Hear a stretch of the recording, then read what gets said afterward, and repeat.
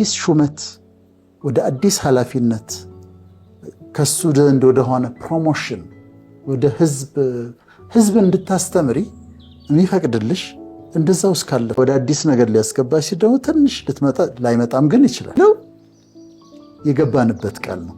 ምድረ በዳ አለ ግን ማብቂያ አለው። የተሰመረ ማብቂያ አለ። ምድረ በዳና ገነትን አሁን እንደ ኤደን በረሃውንም እንደ እግዚአብሔር ገነት አድርገኸዋል ይላል።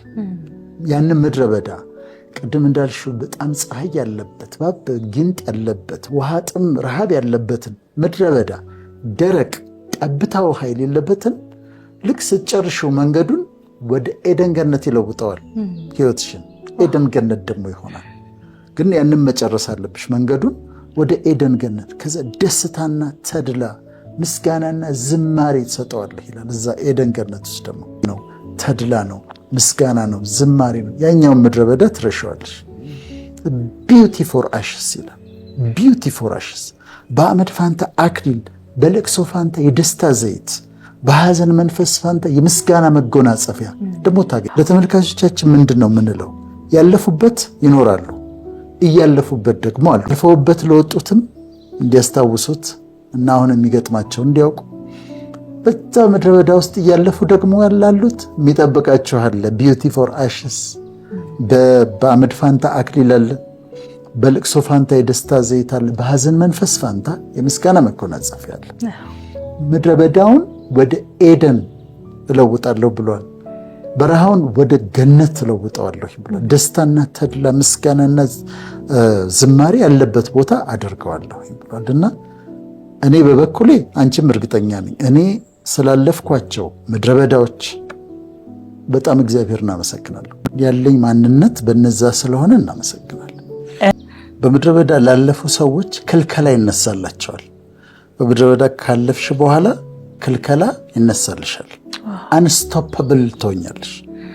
ምንም ይላል መሰለሽ ያመችም እኔ ሊትሬቸሩንም ወደዋለሁ እና እንደ አባይ ወንዝ በሀገርሽ ላይ ጎርፈሽ ለፍ የሚል ቃል አለ። የሚከለክልሽ የለምና እንደ አባይ ወንዝ በምድርሽ ላይ ጎርፈሽ ለፊ። ጎርፍ እንዴት እንደሚያልፍ አስቢ። ጎርፍ ምን ይከለክላል? ምድረ በዳ ከወጣሽ በኋላ ማንም አያቆምሽም።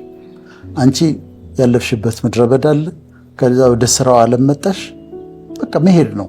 ከዚህኛው ፕሮግራም ወደዚህኛው፣ ከዚህኛው እንደ ጎርፍ ነው እየሄድሻለሽውና የሚከለክልሽ የለምና እንደ አባይ ወንዝ በምድርሽ ላይ ጎርፈሽ ለፊ ይላል።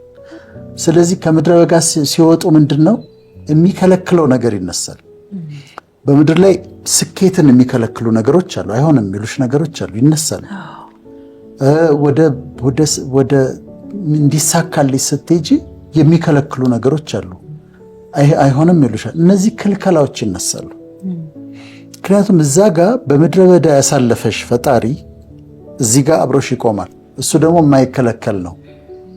የሰራዊት ጌታ እግዚአብሔር ይሄን አስቧል። የሚከለክል ማን ነው ይላል ቃሉ። እጁም ተዘርግታለች የሚመልሳት ማን ነው ይላል።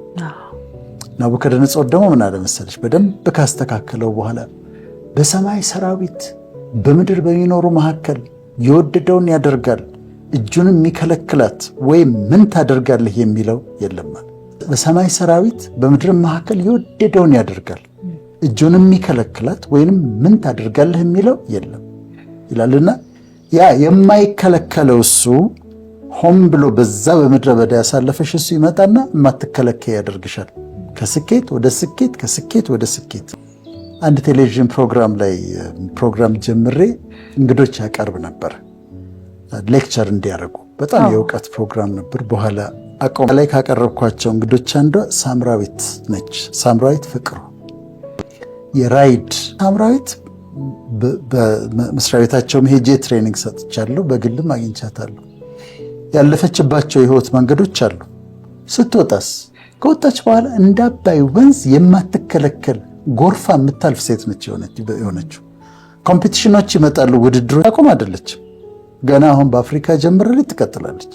አንስቶፐብል ይሆናሉ፣ እንደ ወንዝ ጎርፈው የሚያልፉ ይሆናሉ ማለት ነው። አቶ ሳሙኤል ታፈሰ የሰንሻይን ባለቤት በደንብ ነግረውናል። ማስቲካ እሸጥ ነበር ስቴዲየም ጋር። ከዛ ቆርቆሮ አሮጌ ቆርቆሮ አዲስ ነበረ። ከዛ ነግረውናል። ምድረ በዳቸውን በደንብ አድርገው ተርከውናል። አሁንስ የሚያቆማቸው የለም፣ ወንዝ ናቸው። ጎርፈው ነው እያለፉ ያሉት። ሰንሻይን እንደው አፓርትመንቶቹን ብቻ ብታይ እዛ ይሰራል እዛ ይሰራል፣ ያልቃል ያልቃል ያልቃል፣ ተጀምሮ የሚቆም ነገር አታይናላችሁ። እና እንደ ወንዝ ነው የሚሄዱት። በምድረ በዳ ስትወጪ ከልከላሽ እነሳና እንደ ወንዝ መጉረፍ ትጀምሪያለሽ ማለት ነው። ሁለተኛው ቃል ይገባልሻል። ከምድረ በዳ ስትወጪ አታፍሪምና አትፍሪ፣ አትዋረጅምና አትደንግጭ። ይሄ ፕሮሚስ ነው ማለት ነው። አታፍሪም እኮ ማለት ከዚህ በፊት አፍራ ታውቃለች ማለት ነው። ይሆናል ብላ ሳይሆን ሲቀር፣ ይሳካል ብላ ሳይሳካ ሲቀር፣ እሄዳለሁ ብላ ሳትሄድ ስትቀር አፍራ ታውቃለች። ከዛ አሁን ግን ምን ይላታል? ካሁን በኋላ አትፍሪ፣ ምክንያቱም አታፍሪም ካሁን በኋላ አሼምድ አትሆኝም ነው የሚለው። አሼምድ አትሆኝም፣ አትዋረጅምና አትደንግጭ፣ ዲስግሬስድ አትሆኝም ካሁን በኋላ ነው የሚላት። እና ከታለፈ በኋላ ኪዳን ይገባልሻል። አይ ካሁን በኋላ የለም ያ እዛ ጋ የገጠመሽ ያዘንሽበት መሳቂያውንሽበት የነበረው አንገት የደፋሽበት ስኖት ገኝቶ ሀፕን ነው ይልሻል። ስለዚህ ሁለተኛው ይሄ ነው ነጥባችን። ከምድረ በዳ ሲወጡ ከዛ ያ አንገት መድፋት ተመልሶ አይመጣም፣ ውርደት ተመልሶ አይመጣም። ይህ እንደ ኖህ ውሃ ነው ብሏል እኮ። የኖህ ውሃ ተመልሶ መጥቶ ምድር እንደማያጠፋት ለአንቺ የገባውልሽ ቃል ኪዳን ይፈጸማል። ሶስተኛው ከወጣሽ በኋላ ከምድረ በዳው የምትደመጪ የምትሰሚ ትሆኛለሽ።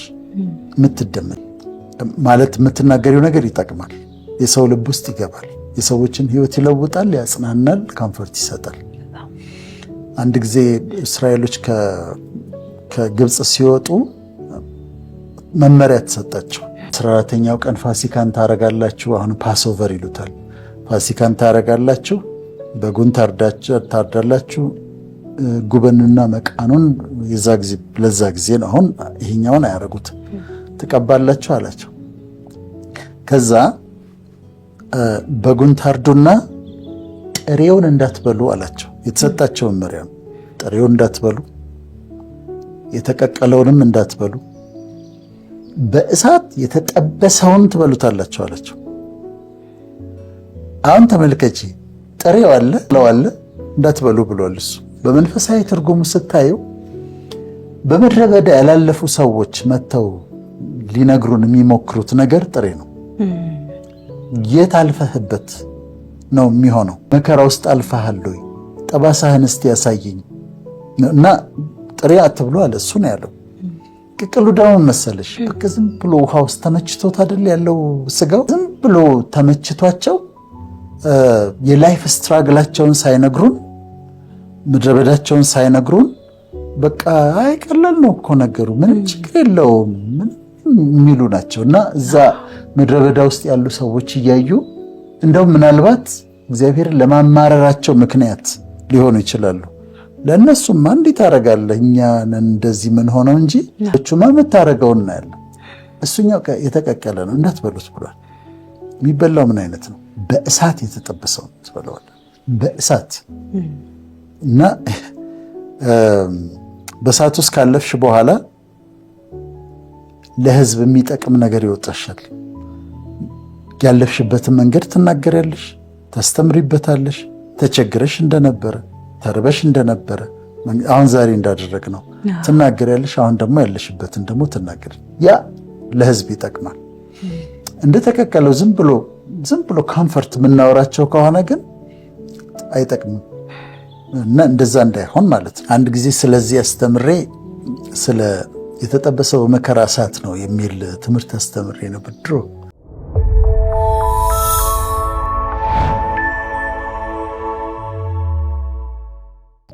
ካስተማርኩኝ በኋላ አንዲት ሴት መጣችና ትምህርቱ በጣም ጥሩ ነው አለ፣ ግን አንተ አልፈህበታል። ትኩስ መጥበሻ ላይ እንዴት እንደሚጣድ ስጋ ወስዶ ሲደረግ ሲላል አይደለም ያመዋል። ከዛ ደግሞ ባንድ አይደለም ገልበጥ ይደረጋል። ስለዚህ በገንዘቡም በጤናውም ሰው የሚነሳብሻል። ገልበጥ ትበስያለሽ። ከዛ መብሰሉን ደግሞ ለማረጋገጥ በሹካ ይወጋ የለ ከይዘው የሚዞሩ ሰዎች አሉ። ይመጡና ይወጉሻል። ከበሰልሽ ዝም ነው የምትይ፣ ሪያክት ታደርጊያለሽ። ልክ ዝም ማለት ስትጀምሪ ሲወጉሽ በስልሻል። እና ባለሙያ ሴት እንኳን የበሰለውን ስጋ ታወጣዋለች እንጂ አታሳረውም። እግዚአብሔርም ሰውን አያሳርም እንድንበስል ያደርጋል እንጂ አያሳርም ነበረ። ከዛ ያንን ጥያቄ ጠየቀችኝ። አንተ አልፈህበታል አለችኝ። ሬስቶራንት ስትሄጂ አልኳት የተጠበሰው ስጋ ከማሽድ ፖቴቶ ድንች ተደርጎለት ወይም ቺፕስ ተደርጎለት ከስፒናች ከጎመን ጋር ምናምን ተደርጎ በነጭ ሸክላ ሳህን በጣም የምታምር ዌይትረስ ይዘው እንደዚህ ስትመጣ እንትኑን ታስቢያለሽ ያልኳት። እዛ ኪችን ውስጥ የተሰቃየውን ስቃይ መከራ ያሳምራል እኮ። የሚገርምሽ ነገር ችግሩ ራው ስታልፊ ያምርብሻል። አንቺ እንዲዛ አምሮብሻል ግን ይልሻል ሰዎች። እንደዛ ነው እዛ የተከፈለውን ዋጋ። አራተኛው በምድረ በዳ ካለፍሽ በኋላ ዋጋሽ በጣም ውድ ነው የሚሆነው። በጣም በቀላሉ የምትገኝ ሰው አትሆኝም። እንትኑ ዲግሪዎችሽ አይደሉም፣ መልክሽ አይደለም፣ ያለፍሽበት መንገድ ነው ውድ የሚያደርግሽ። የተከፈለው ዋጋ ፕሮሰሱ ነው ውድ የሚያደርገው። ይህንም ፕሮግራም ሲጀምር እኔ የእውቀት አልማዞች ነው ያልኩት። ዳይመንድስ ኦፍ ኖሌጅ ነው ፕሮግራማችን። በጣም ስለምወድ ነው ማለት ፕሮሰሱ ስለሚያስደስተኝ ነው። ባለፈው ሳነብ ነበር አንድ ዳይመንድ $71 ሚሊዮን ተሸጠ ይላል። አንድ ዳይመንድ $71 ሚሊዮን ተሸጠ ይላል። ዳይመንድ ያላቸው ሀገሮች ሀብታሞች ናቸው። ሳውዝ አፍሪካ፣ ላይቤሪያ፣ አይቮሪኮስ ግን ይዋጋሉ። ብለድ ዳይመንድ ነው የሚባለው። እንደውም በጣም እርስ በርስ ስለሚዋጉበት ብለድ ዳይመንድ ይባላል። በጣም ውድ ነው። ያ ውድ ነገር እንዲደረግ ግን መሰለሽ ውስጡ ያለው ካርበን ነው። አስተምሬዋለሁ ከዚህ ውስጥ ግን ባጭሩ ልድገመው። ውስጡ ያለው ካርበን ነው። ከሰልም ውስጥ ያለው ካርበን ነው። ዳይመንድም ውስጥ ያለው ካርበን ነው። ልዩነቱ ምንድን ነው? ከሰል አሁን ኮል የሚባለው ነገር ያለው ከላይ ነው የሚገኘው። ዳይመንድ የሚገኘው ከምድር በታች 500 ኪሎ ሜትር ከዚህ ሐረር ርቀቱን አስቢና ያን ያህል ወደ ታች ነው። እዛ ነው የሚሰራው ታች ወርዶ። ስለዚህ ዝቅ ማለት ይጠይቃል። 500 ኪሎ ሜትር ወደ ታች 1200 ዲግሪ ሴንቲግሬድ ይጠይቃል ሙቀቱ 1200 ዲግሪ። ከዛ ፕሬሸር ደግሞ እንዲህ ሞለኪውሎችን የሚያቀራርብ ፕሬሸር ይፈልጋል። ለረጅም ጊዜ መቀመጥ አለበት። አይዲያሊ አንድ ከሰልን ወስደሽ ከምድር በታች 500 ኪሎ ሜትር ብታስቀምጨው 1200 ዲግሪ ሴንቲግሬድ ቃጠሎ ውስጥ ብታስቀምጨው በከፍተኛ ፕሬሸር ውስጥ ብታስቀምጨው ለረጅም ጊዜ ቢቆይ አልማዝ ይሆናል። አሁን አርቲፊሻል የሚሰሩበት HPHT የሚባል ፕሮሰስ አለ። ሃይ ፕሬሸር ሃይ ቴምፕሬቸር ማለት ነው። በከፍተኛ ሙቀት በከፍተኛ ፕሬሸር አድርገው እንደዛ ፕሮዲውስ የሚያደርጉበት መንገድ አለ። ግን በአብዛኛው ከዛ ነው የሚወጣው። ከዛ ቮልኬኖ ያፈነዳና ያወጣዋል። ሳውዝ አፍሪካ የተገኘው እንደዛ ነው። ሕፃን ልጅ ሲጫወት ጠጠር ነገር አገኘ። ሲያት ተለየችበት። ለአባቱ አሳየው። ዳዲ ምንድን ነው ይሄ አለው። ወስዶ ሲያስመረምሩት ዳይመንድ ነው። ከዛስ ሜዳው ሲታይ ዳይመንድ አለ ለካ ቮልኬኖ አምጥቶ የረጨው። ከዛ ሳውዝ አፍሪካ ዳይመንድ ማውጣት ጀመረች። ከዛ ፖሊሽንግ ካቲንግ ምናምን የሚባል ፕሮሰስ አለው። ከዛ ውድ ነው፣ በጣም ውድ ነው፣ ዋጋ ውድ ነው። የዛ ጊዜ አስተምሬዋለሁ። ጠንካራ ነው ዳይመንድ። በሌላ ዳይመንድ ካልሆነ ሌላ ዳይመንድ አይቆርጠውም። አሲድ ብታፈሽበት አይበላሽም። እሳት ቢቀጣጠል ወርቅ ይቀልጣል፣ ንብረት በሙሉ ይጠፋል፣ ዳይመንዱ ምንም አይሆንም። ከዛ በጣም ውድ ነው፣ በጣም ደግሞ ውድ ነው። እንደዚህ ያለፉ ሰዎች በጣም ውድ ነው ሆነው ነው የሚወጡት ለማለት ነው። ዋጋቸው በጣም ትልቅ። እኔ ፐርሰናሊ በመከራ ያለፉ ሰዎችን በጣም አከብራቸዋለሁ። ይህ እንትኑን አውቀዋለሁ፣ ፕሮሰሱን ስለማውቀው ዋጋቸው ትልቅ ነው። አምስተኛው በምድረ በዳ አልፈሽ ስትወጪ ለብዙዎች መድኃኒት ትሆኛለሽ። መድኃኒት ትሆኛለሽ፣ ፈውስ ትሆኛለሽ፣ መፍትሄ ለሌሎች የምትቆረሽ፣ ለሌሎች የምትኖሪ፣ ለሌሎች ለመድኃኒትነት የምትፈለጊ፣ ለመፍትሄ የምትፈለጊ ትሆኛለሽ። እኔ ኢትዮጵያ ውስጥ ካየኋቸው ከዚህ በፊትም ብያለሁ፣ በጣም የምደሰትባቸው ነገሮች አንዱ የህፃናት ምገባ ነው። ህፃናት ትምህርት ቤት ሄደው ምሳ መብላታቸው በጣም ነው የሚያስደስተኝ። በጣም ምክንያቱም የባዶ ምሳ ዕቃ ታሪክ ሰምቻለሁ። ፍሬዓለም ሽባባው መጽሐፏ ላይ ጽፈዋለች። ልጁ ባዶ ምሳ ዕቃ ይዞ ይሄዳል። ምሳ ይዞ ሄደ እንዲባል ከዛ ምሳ ሰዓት ላይ ሲደርስ ልጆቹ ተሰብስበው ምሳቃቸውን ከፍተው ሲበሉ እሱን እዛ ነው የምበላው ብሎ ዛፍ ስር ይሄዳል። ከዛ ምሳ እንደበላ ሰው አክት ያደርጋል። ምሳቃው ግን ባዶ ነው። ከዛ ተመልሶ ይመጣና ጨዋታውን ይቀጥላል። እንዲህ አይነት ልጆች ነበሩ። በረሃብ ምክንያት ሃይፖግላይሲሚያ የሚባል አለ፣ ስኳሩ ዝቅ ሲል በሱ የሚወድቁ ልጆች ነበሩ። ስተው ማዳመጥ የሚቸገሩ ካለመብላታቸው የተነሳ ማዳመጥ። ይህንን የለወጡ ሰዎችን በጣም አከብራለሁ እና ለዚህ አይ ቲንክ ክሬዲት ሊሰጣቸው ከሚሰጣቸው ሰዎች ሴቶች መካከል የቀድሞዋ ቀዳማዊት እመቤት የቀድሞዋ ፈርስት ሌዲ ወይዘሮ ሮማን ተስፋዬ የቀድሞ ፈርስት ሌዲ እዚህ ላይ በጣም ሰርተዋልና ማመስገን አለብን። እንዲህ አይነትን ነገር ማመስገን አለብን። በጣም አሁን የሚደረጉ ነገሮች እኔ በጣም የምደነቅባቸው የምደሰትባቸው ነገሮች አሉ። ለዓይነ ስውራን ትምህርት ቤት ሲከፈት በጣም ደስ ይለኛል። ለኮሜርሻል ሴክስ ወርከርስ ይባላሉ ሴቶች በሴተኛ ዳሪነት ይተዳደሩ የነበሩ ሴቶችን ሰብስበው ቤት ሰጥተው ትሬኒንግ፣ ስልጠና፣ የተለያየ ሙያ ሲሰጡ ሳይ በጣም አክብሮት አለኝ። ለእንደዚህ አይነት ነገሮችን ከፍተኛ አድናቆት፣ ከፍተኛ አክብሮት አለኝ። ወደ ፖለቲካው ባልጠቀም እንዲህ አይነቱ ነገር ግን ይማርከኛል፣ በጣም ደስ ይለኛል እና መፍትሄ ነው የምትሆኘው። እንደ ወይዘሮ ሮማን መፍትሄ ሆነች ነው የምትወጪው። እናመሰግናቸዋለን የዛ ጊዜ ስለሰሩት ስራ፣ ወደፊትም ይሰራሉ ብለን እናምናለን። ስድስተኛው የሚያበራ ስብዕና ይኖርሻል። ሻይን የሚያደርግ ልክ እንዳልማዙ ሻይን የሚያደርግ ስብዕና ይኖርሻል። ከምድረ በዳ ስትወጪ በጣም ትሁት፣ በጣም ታጋሽ፣ ኢንተግሪቲ ያለሽ፣ ሰው አክባሪ፣ ድሃ ማትንቂ፣ ሰውን ማታበላልጪ ሰው ትሆኛለሽ።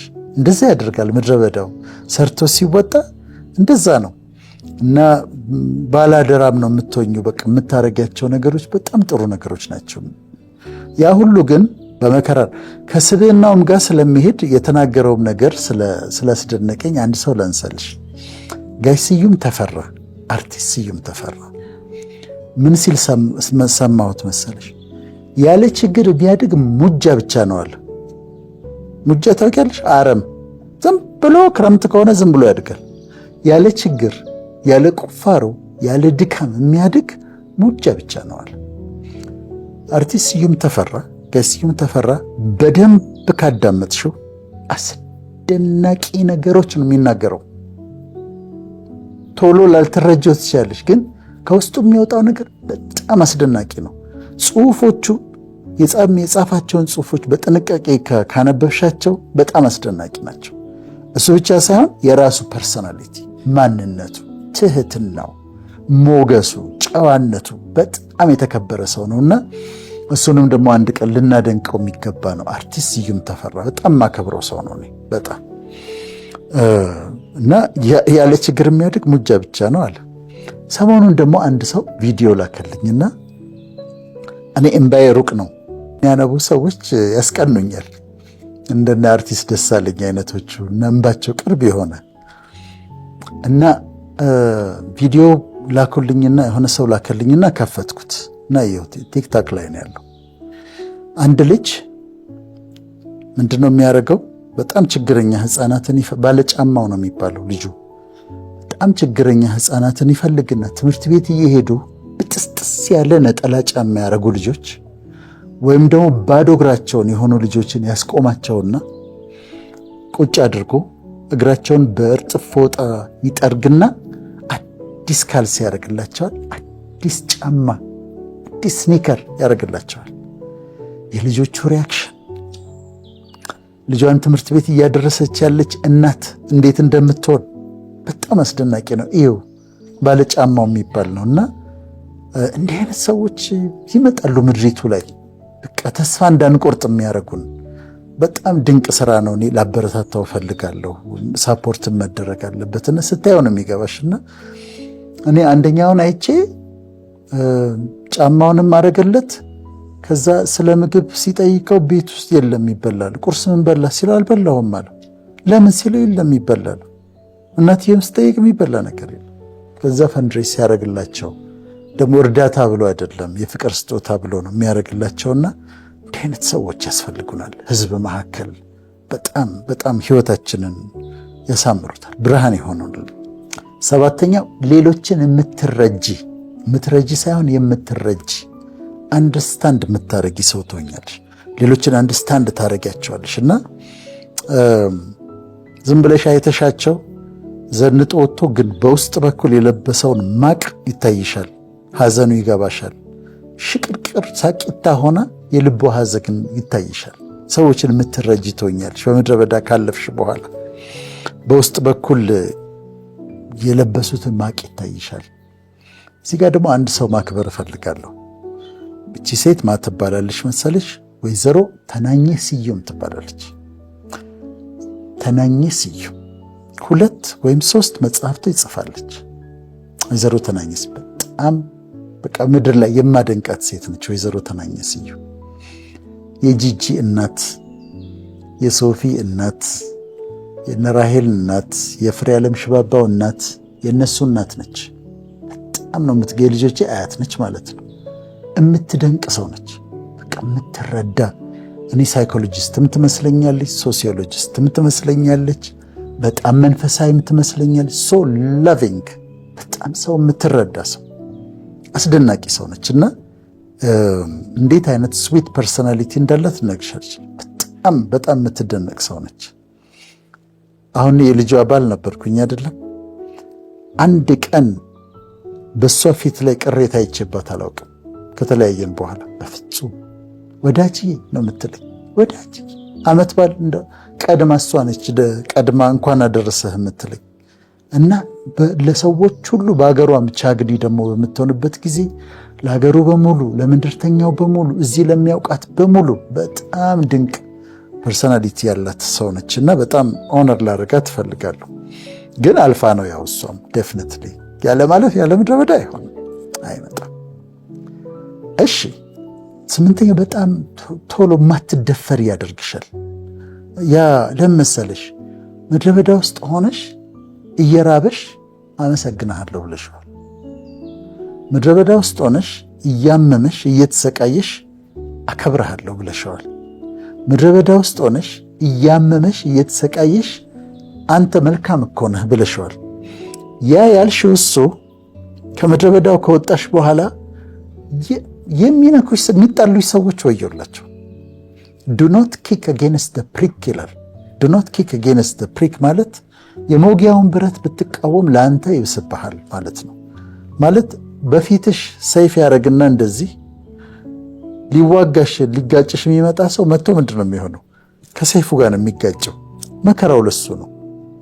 ዱ ኖት ኪክ አጌንስት ዘ ፕሪክ ይላል። እንዳትነካት ነው እና እንደዛ ይባላል። እንዳትነካት ይባላል። ስለዚህ እሱ ይዋጋልሻል፣ ይከራከርልሻል ማለት ነው። ባለፈው አንድ ቃለ መጠይቅ ሰማሁ። የማ ቃለ መጠይቅ መሰለሽ? ገጣሚ ኤፍሬም ስዩም በጣም ጎበዝ ገጣሚ እንደሆነ አውቃለሁ። በጣም ድንቅ ግጥሞች አሉት። ግን ቃለ መጠይቁን ሰምቼ አላውቅም ነበር እና ቃለ መጠይቅ እየሰማሁ እንዲህ አይነት ፒውር ሶል አለ ብዬ ነው ያሰብኩት።